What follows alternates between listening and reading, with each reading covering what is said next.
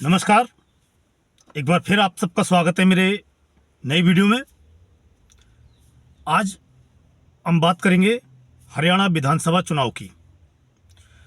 हरियाणा में जो विधानसभा चुनाव हैं वो 5 अक्टूबर को होंगे और मतगणना जो है वो 8 अक्टूबर को होगी।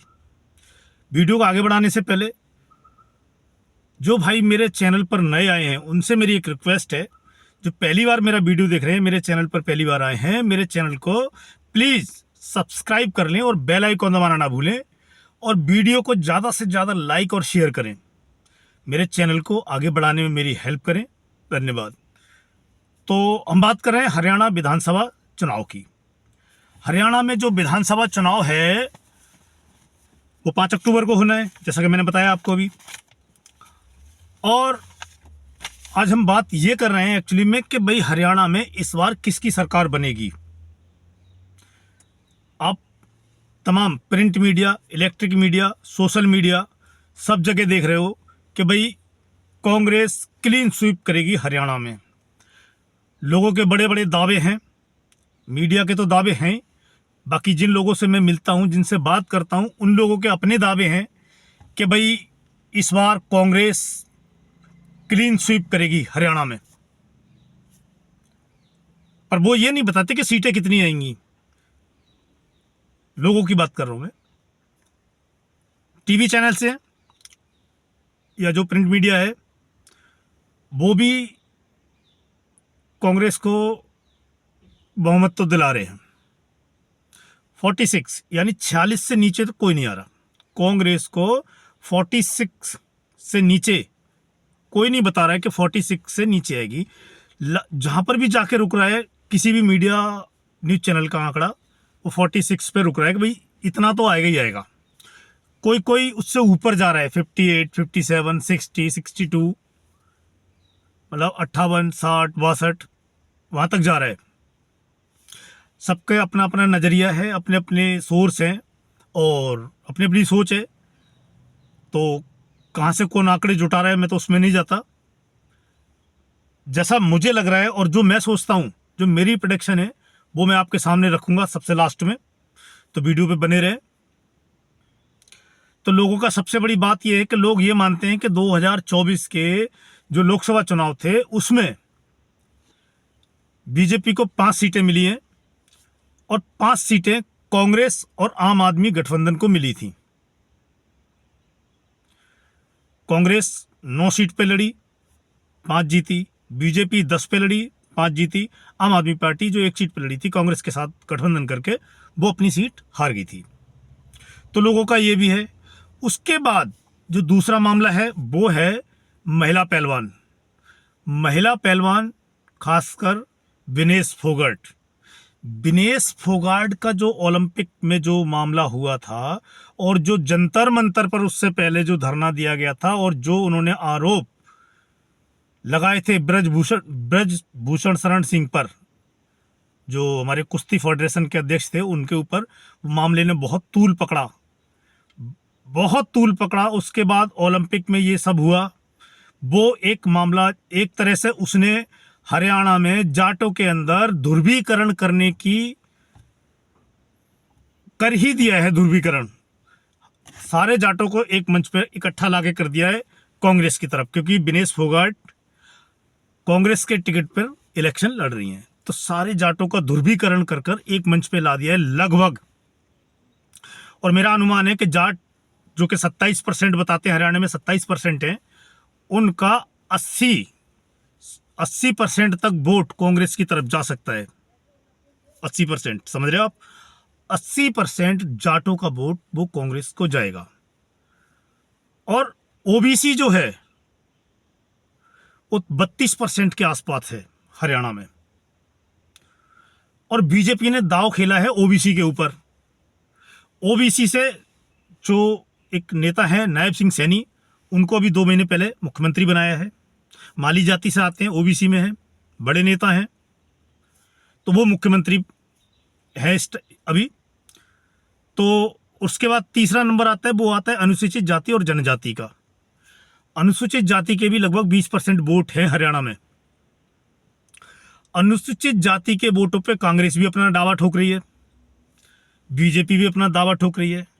उधर इंडियन नेशनल लोकदल इनेलो के साथ मिलकर बहुजन समाज पार्टी चुनाव लड़ रही है, वो भी दलित वोटों पे अपना दावा ठोक रहे हैं। जननायक जनता पार्टी जेजेपी, वो आजाद समाज पार्टी जो चंद्रशेखर रावण की है, उसके साथ मिलकर चुनाव लड़ रहे हैं, वो भी दलित वोटों पे अपना दावा ठोक रहे हैं। तो अब पूरी बात यह है कि भाई हरियाणा में सरकार बनेगी किसकी। तो जैसा कि बाकी news channel, print media, social media बता रहे हैं कि भाई कांग्रेस बहुमत से पार जाएगी, बहुमत से आगे चली जाएगी और बहुत बड़ा क्लीन स्वीप करेगी हरियाणा में। मेरी समझ से ऐसा नहीं होने जा रहा है कि कांग्रेस क्लीन स्वीप कर दे, ऐसा तो नहीं होगा। जैसे दिल्ली में हुआ था पिछली बार, अरविंद केजरीवाल जी ने जो किया था कि भाई 70 सीटों में से 62 आम आदमी पार्टी जीत गई थी। ऐसा तो हरियाणा में नहीं होने जा रहा, ये मैं लिख के दे रहा हूँ। मैं ये नहीं कह रहा कि कांग्रेस बहुमत का आंकड़ा छुएगी या बहुमत के आंकड़े से पीछे रह जाएगी, मैं अभी तो ये बोल ही नहीं रहा, मेरा मकसद ही नहीं है। मैं खुद कह रहा हूँ कि कांग्रेस सबसे बड़ी पार्टी बनकर उभरेगी। तो जो 2019 का जो विधानसभा चुनाव था, उसके आंकड़े आपको पता है। बीजेपी 40 सीटें जीती थी, बहुमत से 6 सीटें कम थी। कांग्रेस 31 सीटें जीती थी, जननायक जनता पार्टी 10 सीट जीती थी, 1 सीट जीती थी इनेलो इंडियन नेशनल लोकदल, 8 सीटें निर्दलीय और छोटी पार्टियों को गई थी। तो वो जेजेपी और बीजेपी ने मिलकर सरकार बनाई थी 2019 में। दुष्यंत चौटाला जेजेपी के जो है अध्यक्ष हैं, वो डिप्टी सीएम बने, उप मुख्यमंत्री, और भाजपा के मनोहर लाल खट्टर जी मुख्यमंत्री बने थे। 4.5 साल तक दोनों साथ रहे। 4.5 साल जब जैसे इलेक्शन पास आया, जेजेपी को ध्यान आया किसान आंदोलन का, उनके अंतरात्मा जागी कि भाई बाहर किसान आंदोलन भी हो रहा है, हो सकता है वोट ना मिले, बीजेपी से गठबंधन तोड़ दिया, अलग लड़ रहे हैं। मेरे कहने का मतलब ये है कि हरियाणा विधानसभा का चुनाव का भविष्य इस चीज पर निर्भर करता है, इनेलो और बसपा का परफॉर्मेंस कैसा रहता है, जेजेपी और आजाद समाज पार्टी का परफॉर्मेंस क्या रहता है, और आम आदमी पार्टी हरियाणा में वोट शेयर कितना ले पाती है। इस बात पर निर्भर करेगा हरियाणा विधानसभा चुनाव का जो टोटल जो पूरी प्रोडक्शन है, इस चीज पर तय करेगी कि आम आदमी पार्टी, इनेलो गठबंधन, जेजेपी गठबंधन, ये तीनों का क्या परफॉर्मेंस रहता है। मेरे हिसाब से इनेलो अगर 8 से 10% वोट लेती है बसपा के साथ मिलके, हालांकि बसपा को वोट मिलता है हरियाणा में, अगर वो दोनों मिलके 8 से 10% वोट ले पाती हैं और सीट ले पाती हैं 5 से 7, और उसके बाद जननायक जनता पार्टी और आजाद समाज पार्टी अगर ये 5 से 7% वोट ले पाती हैं और 3 से 5 सीटें ले पाती है, तो और फिर तीसरा आम आदमी पार्टी अगर 5% वोट अगर शेयर वहां से लेती है हरियाणा से, तो कांग्रेस की सरकार बहुमत वाली नहीं बनेगी हरियाणा में। पूरा बहुमत हरियाणा में कांग्रेस पार्टी को नहीं मिलने जा रहा है।